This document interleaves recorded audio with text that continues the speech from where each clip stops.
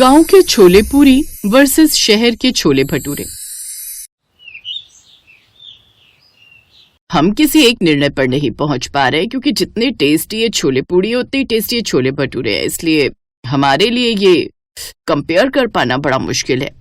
नहीं नहीं, ऐसे कैसे मुश्किल है मैडम, आप एक और बार टेस्ट कीजिए, देख लेना आपको शहरी छोले भटूरे ही पसंद आएंगे। ऐसे कैसे हमरे छोले पूरी पसंद नहीं आएंगे, आखिर उनमें कमी का है? आपको पता है मैडम जी, पूरा जौनपुर हमरे छोले पूरी की तारीफ करता है। हाँ, जैसे तूने तो पूरे जौनपुर को अपने हाथ के बने पूरी खिलाए हैं ना। कुछ भी मत बोल समझी। और मैडम, आप जल्दी से मेरे छोले भटूरे को फर्स्ट प्राइज दीजिए क्योंकि मुझसे बेहतर ये कोई नहीं बना सकता। मैडम, आप समझ नहीं रही, ये प्राइज दोनों को ही मिलेगा क्योंकि हम जजेस को दोनों चीजों का टेस्ट बेहतरीन लगा। ना तो एक चीज कम है ना ही दूसरी। और अगर आपको यकीन नहीं होता तो हम ऑडियंस की हेल्प ले सकते हैं। इसके बाद वो वहां आई ऑडियंस को छोले भटूरे और छोले पूरी दोनों टेस्ट करवाते हैं। फिर वो सब भी उन दोनों को ही विजेता घोषित करते हैं। नहीं नहीं नहीं नहीं नहीं, मैं नहीं मानती ये डिसीजन। आखिर क्यों कामना ये मानने के लिए तैयार नहीं थी? और आखिर कैसे एक शहरी पढ़ी लिखी बहू और गांव की गंवार बहू यहाँ तक पहुंची, ये जानने के लिए हमें चलना होगा इस कहानी की शुरुआत में। जयपुर शहर की एक बड़ी सी बिल्डिंग के आगे एक रोज एक ट्रक आकर रुकता है। इसके बाद उसमें से बाहर आती है गांव से आई बहू मिसेस गुंजन शर्मा, जिसने साड़ी पहनी हुई थी, जिसे देख 5वें फ्लोर पर खड़ी शहरी बहू मिसेस मल्होत्रा अपना मुंह बना लेती है। ये कैसे कैसे कार्टून आकर बसने लगे अब अपनी सोसाइटी में। दरअसल गुंजन का पति अमित शहर में ही नौकरी करता था, जबकि गुंजन अपनी सास और ससुर के साथ गांव में रहती थी। लेकिन कुछ समय पहले उसके ससुर जी की मौत हो गई और उसकी सास की तबीयत भी थोड़ी खराब रहने लगी। इसलिए अमित ने गांव की जमीन बेचकर शहर में ही फ्लैट ले लिया और उन्हें अपने साथ शहर ले आया। लेकिन मधुबन नाम की उस सोसाइटी में अच्छे अच्छे घर के लोग रहते थे। उसी सोसाइटी में रहती थी मिसेस कामना मल्होत्रा, जो कि बेहद ही स्वादिष्ट खाना बनाने के लिए मशहूर थी। साथ ही उसने खुद का क्लाउड किचन भी खोला हुआ था, जिससे लोग उसे तरह तरह के ऑनलाइन ऑर्डर्स देते थे। कामना का क्लाउड किचन का काम अच्छा चलता था, जिससे वो अच्छे पैसे भी कमाती थी। साथ ही सबसे ज्यादा पूरी सोसाइटी में उसी के खाने की तारीफ होती थी। गुंजन का फ्लैट कामना के फ्लैट के बिल्कुल सामने ही था। एक रोज गुंजन जब अपने किचन में लाल मिर्च का तड़का लगा रही थी तो चिमनी जलाना भूल जाती है, जिससे सारे घर में धुआं धुआं हो जाता है।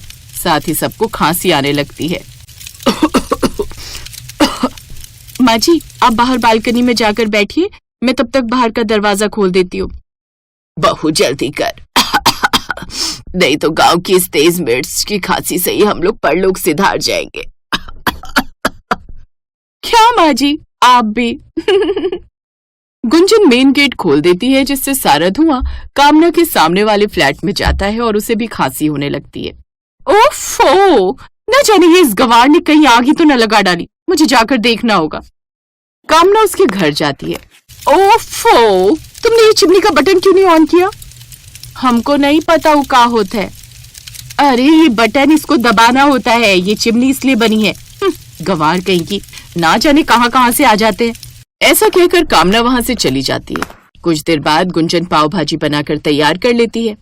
अम्मा, हम आस पड़ोस में अपने हाथ की बनी है पाव भाजी देकर आते हैं, ऐसी तो आस पड़ोस में जान पहचान बनेगी। ठीक है दे आ, लेकिन उस सामने वाली नकचढ़ी बिल्ली को मत देना, देखा नहीं कैसे हमें गंवार कह रही थी। अच्छा ठीक है, नहीं दूंगी। गुंजन आस पड़ोस में वो पाव भाजी देकर आती है, जिसकी अगले दिन सभी औरतें खूब तारीफ करती हैं। तुझे पता है कामना, वो तेरे सामने वाली फ्लैट में आई है ना मिसेस शर्मा, वो भी तेरी तरह क्या कमाल का टेस्टी खाना बनाती है। क्या? वो गांव की गंवार? उसका और मेरा क्या ही मुकाबला मिसेस मेहरा। कहाँ मैं और कहाँ वो। नहीं नहीं नहीं, मैं बिल्कुल सच कह रही हूँ। आपको पता है अब तो लोग उसे भी बर्थडे पार्टीज पर खाने के ऑर्डर देने लगे हैं। ओह क्या? तब भी मैं कहूँ आजकल मेरे ग्राहक कम क्यों हो गए। कामना अब उससे काफी जलने लगी थी, क्योंकि पहले जहाँ सोसाइटी की औरतें सिर्फ कामना के हाथ के बने खाने की तारीफ करती थी, वहीं अब वो गुंजन के हाथ के बने खाने की भी तारीफ करने लगी। कुछ ही महीनों में गुंजन ने अच्छी खासी जगह बना ली थी।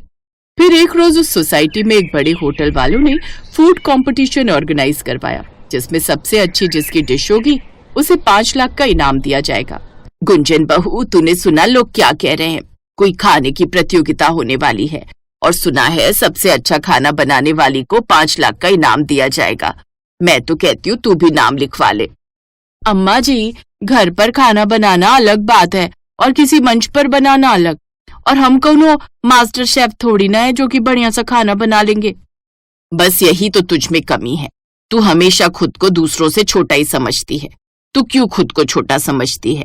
तू मेरे कहने पर तू नाम लिखवा ले। देख लेना, तू उस चिड़खोली बिल्ली को पीछे ना छोड़ दे तो कहना हाँ। तभी उनकी पड़ोस की कुछ औरतें भी आकर गुंजन को हौसला देती हैं। हाँ मिसेस शर्मा, आप में जो टैलेंट है उसे आप दुनिया के सामने लाओ, और कामना जो आपको गांव की गंवार समझती है उसे बताओ कि आप किसी से कम नहीं हो। उन सब की बातें सुनकर अब गुंजन को भी हौसला मिलता है और वो भी झट से उसके लिए हाँ कह देती है। कुछ दिन बाद प्रतियोगिता का दिन आ जाता है। गुंजन और कामना अब आमने सामने थी। उनके अलावा तकरीबन 10 और औरतों ने इस प्रतियोगिता में भाग लिया था। जजेस की टीम उनके सामने थी।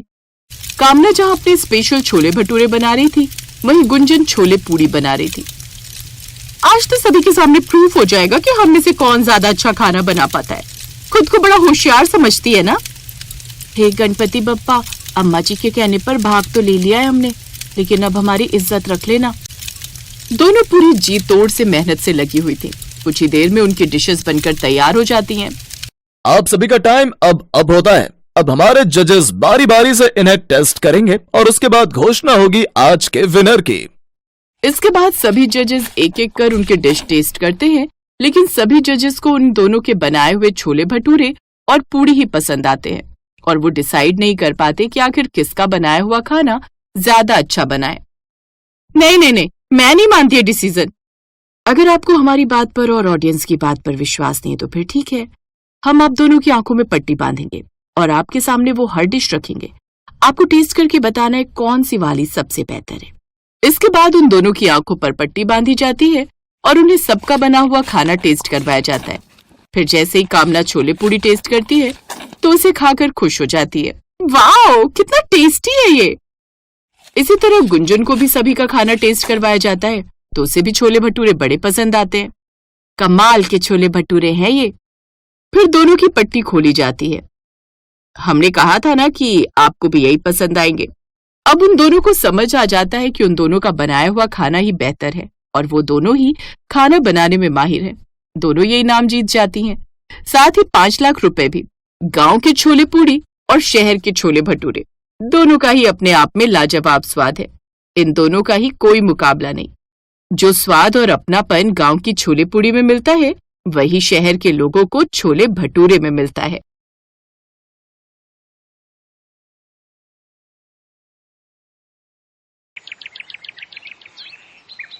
अरे बहन जी, घर की बहू में तो साक्षात मां अन्नपूर्णा का वास होता है।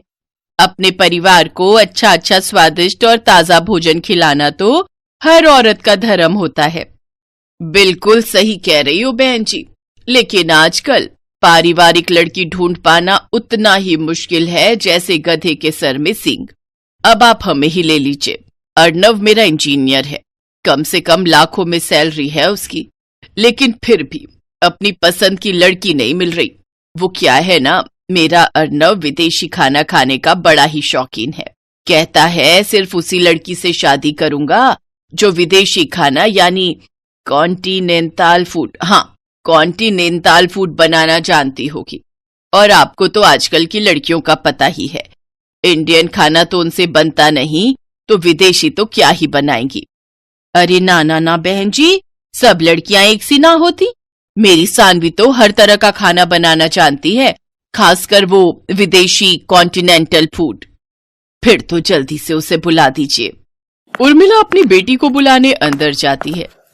देखो सानवी, जो भी हो बस इस इंटरव्यू को क्लियर कर ले।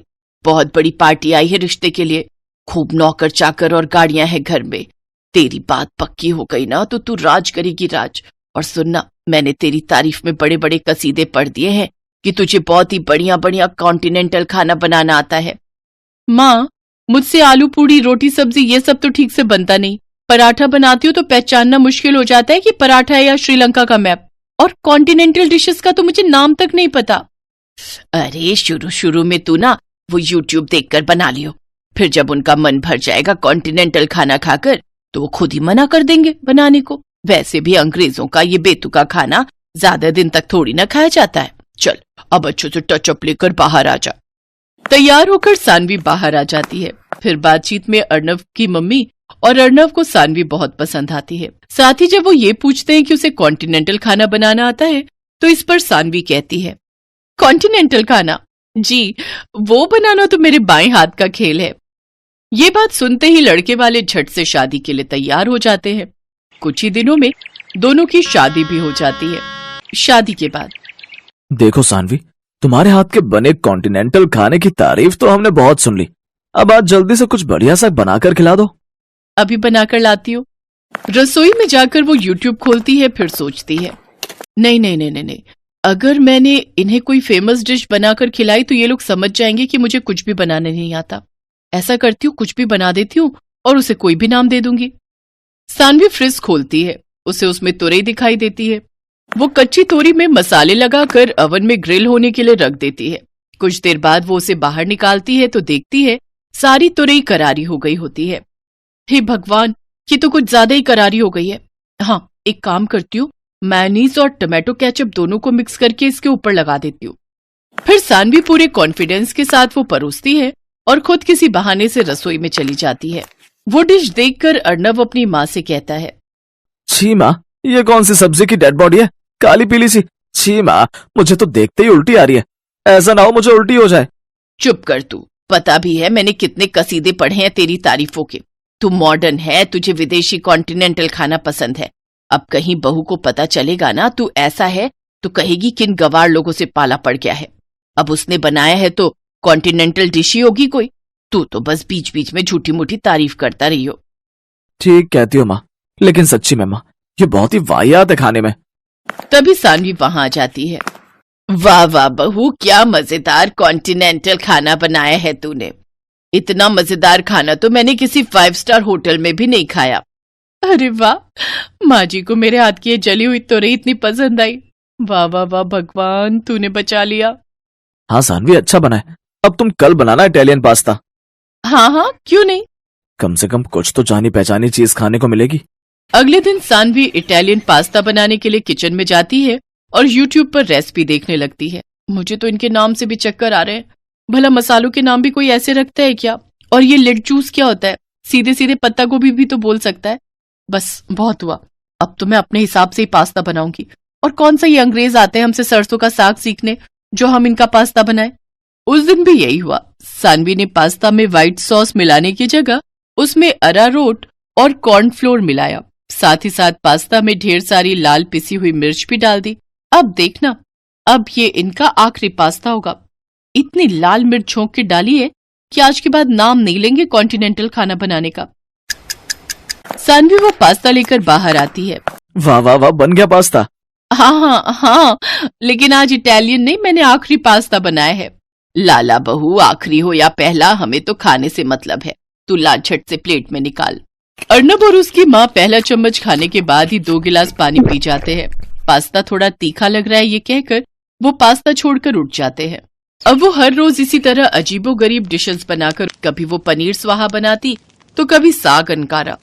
एक रोज सास अपनी बहू से, बहू तेरी ना दिल्ली वाली बुआ सास, उनका बेटा और बेटी भी आ रहे हैं। तू ना उनके लिए वो सब कॉन्टिनेंटल खाना बनाना जो तूने हमारे लिए बनाए हैं।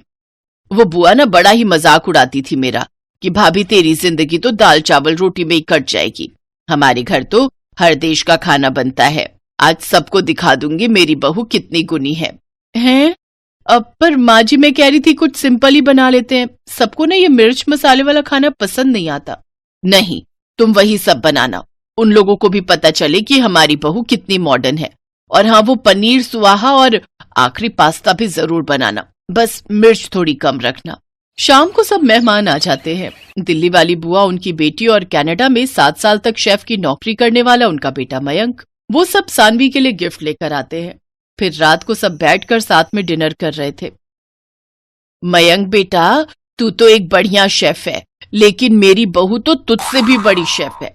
उसके हाथ का पनीर सुहाहा और आखिरी पास्ता तू खाएगा ना तो उसका स्वाद तो तू भूलेगा ही नहीं। फिर मयंक एक एक करके वो डिशेस चखने लगा तो उसका दिमाग घूमने लगा। और वो गुस्से में कहता है, जी अब बस भी करो, कॉन्टिनेंटल के नाम पर ये क्या खिला रहे हो आप?